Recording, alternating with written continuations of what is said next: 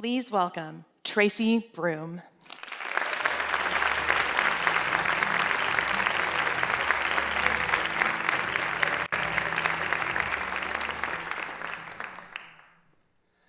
Good afternoon. So, for as long as I can remember, I've really hated carnations. They're really generic. They're overused. They're very common. Carnations are the Kenny G of the floral world. We'll get back to those in a bit.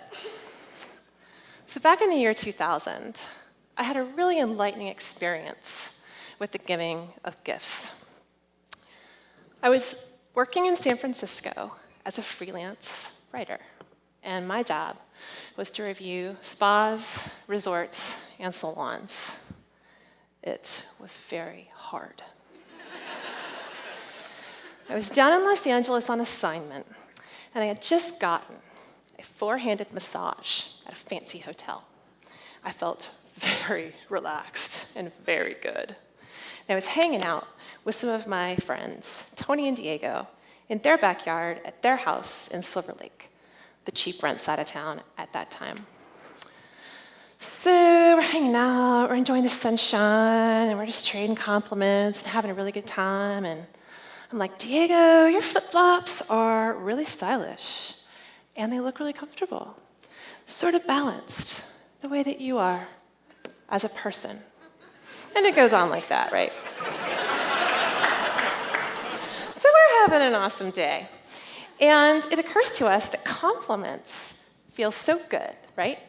And massage, I had just had one, feels so good, and you can kind of get those on demand. What if you could go get an ego massage? Like therapy, without all of that irksome self-examination stuff. We're good, right? So, we went about ideating this thing. Got together with some of our other fellow alums from Wesleyan University who were also living in LA at the time. We came up with a killer idea. We were gonna have an ego massage service delivered free of charge on the web, yousofine.com was born. So our mission was to be as genuine as possible with our compliments while delighting people. And our tagline, a little cheeky, was blowing sunshine up your ass since 2000. We thought we were pretty clever, y'all. So it went really well, All you had to do was go to yousofine.com, and you fill out a little form. You can either request sunshine for yourself or for a friend, okay? And you might give some details about your friend, like, oh man, my friend just got laid off, but he's a really good soccer player, and he makes really good lasagna. Or, it's my sister's birthday, and she's so pretty. She has the best hair ever.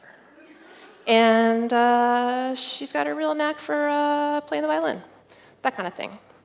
So then we would send your recipient of choice, or yourself, you could ask for it for yourself, an email full of compliments. But our rule, as I mentioned, was we had to be really genuine. So we used the details that you gave us, and we tried to make it real special for you. People loved it. We did about maybe 10 a day. There were 7 of us, so that was super manageable. This was great. And word was getting around, It was kind of like sending somebody flowers, but free. And it was really quirky and new and interesting because it was on the internet and stuff. So, that was great, right? Then I get a phone call from my friend Tony. Something bad had happened. Trace, we just got 2,000 requests for sunshine. And I'm up in San Francisco all like, awesome! I'm so stoked. People like our idea. He's like, yeah, except we're not going to be able to answer all that sunshine. Well, I know, but it's fine. It's going to be fine. It wasn't fun. It took us 6 months to answer all the USO fines.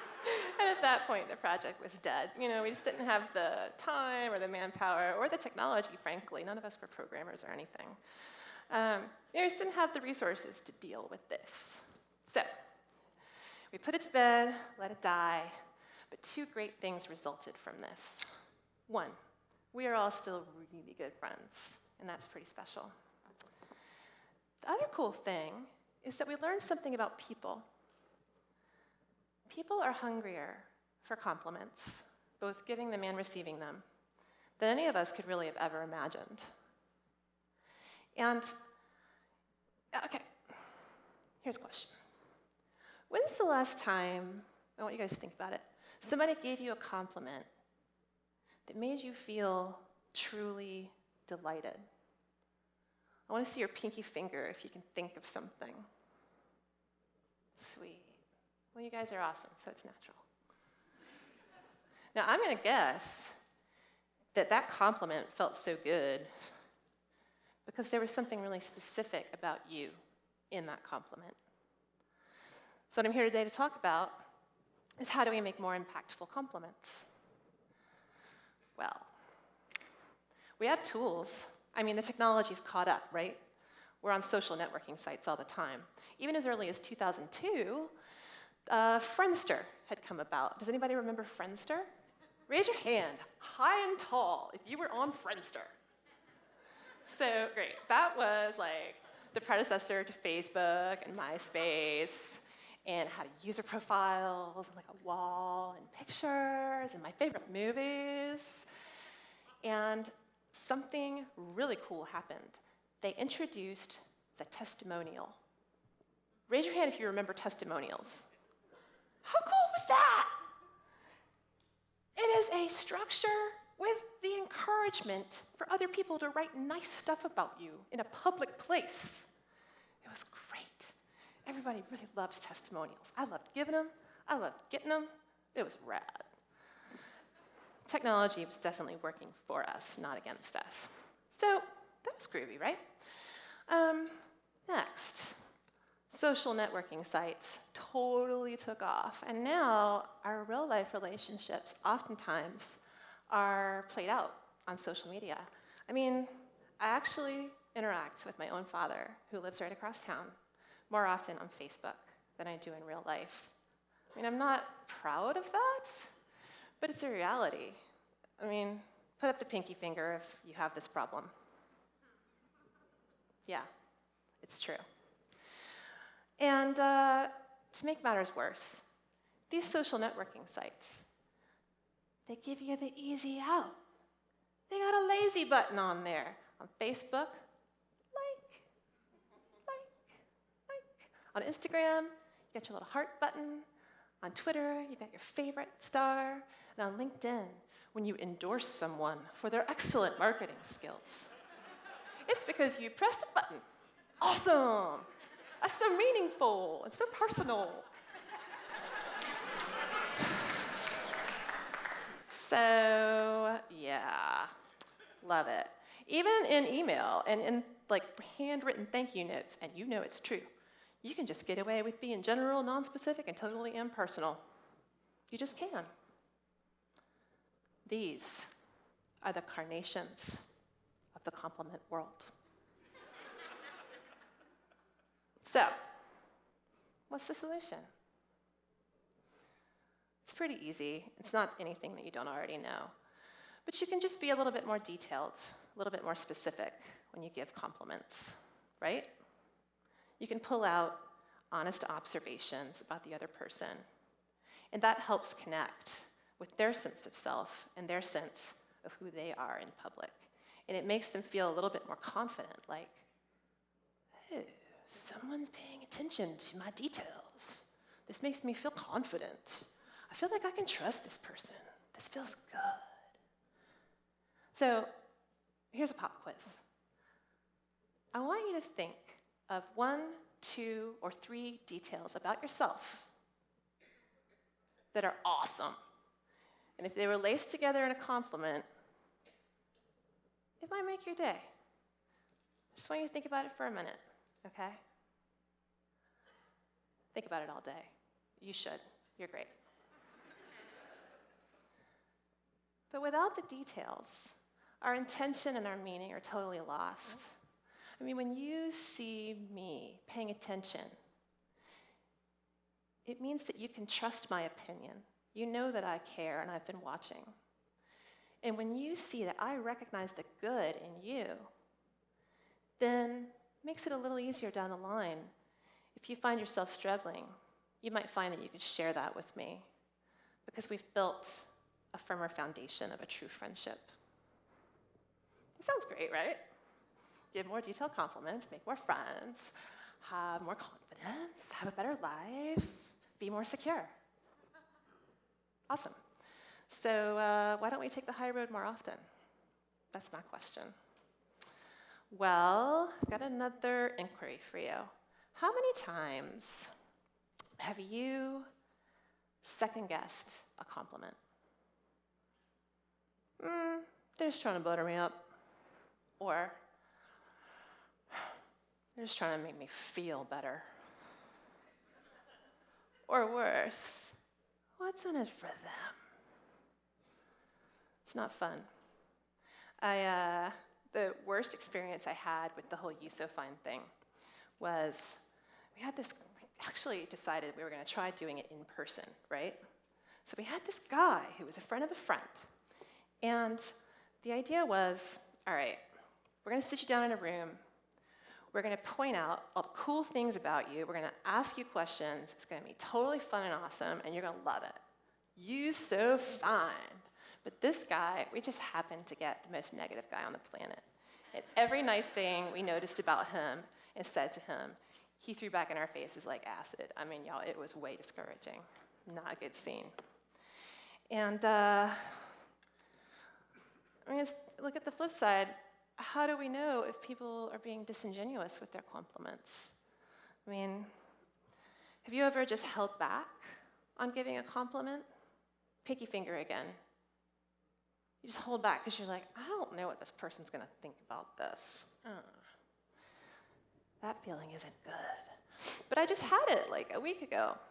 My business partner and I were flying back from a company retreat, and I'm reading my friend Gabe's new book. Now, Gabe is a dear friend. He and his wife live up in Brooklyn, and his book, it's called The Unknowns. It's really good. Just made Janet Maslin's top 10 books of 2013.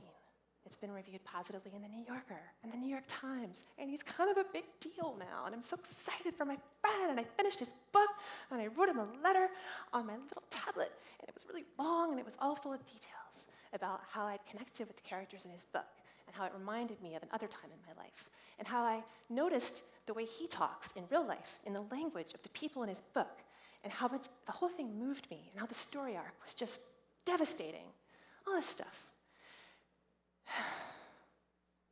I didn't send it right away because I got really worried that he was going to think I was sucking up because he's famous. Stupid. I did send it. And of course, I got an email back within 24 hours that said not only that it was a lovely letter, but that literally the best part of publishing a book is getting letters like that. So now, our trust as friends is just a little bit more reinforced. And that's pretty cool, I think. But how do we fight that fear and that suspicion in general? It's very powerful stuff. And back to the like button problem. When we're presented with so many opportunities to be generic, how do we stay genuine? So there's a science behind all this. I love science. How about our science presenters today? So great. So Adlerian psychology is a really cool branch of psychology that I enjoy dabbling in. I have some family members who practice it. The main tenet of Adlerian psychology is that people flourish when they're given encouragement. And just to give you a little background so you know what the heck I'm talking about, Adler was a student of Freud. Freud was kind of super negative about people. Adler thought Freud was wrong. And he built a whole branch of psychology that's all about the individual, contributing to your community, building self-confidence in this way, and just being a more productive and happy person. It's kind of similar to cognitive, behavioral, and individual psychology, all put on a poo-poo platter and served up in a nice place where you're happy. It's good stuff. So one of my favorite quotes from the world of Adlerian psychology is from a book published in 1980 called The Encouragement Book. It's by two Adlerian psychologists named Lou Lisansi and Don Dinkmeyer. They are cool cats. In every group, there are a few people who have a positive effect on others. You know them. They're easy to be with. They're interested in others. They're positive and enthusiastic about life and its possibilities. And they exude this sense of personal self-confidence. We call them encouragers. All right, so aren't compliments just a form of encouragement? Easy, done. And is an encouragement easier to trust if it is personalized for us? Yes, totally makes sense. So back to these guys. You're probably wondering why I'm just like hanging out, arranging flowers, at TEDx. But I had a project, my company had a project this past fall that was on a budget. And I found myself having to work with carnations. I was really upset about that, because you know how I feel about those. Kenny-G. And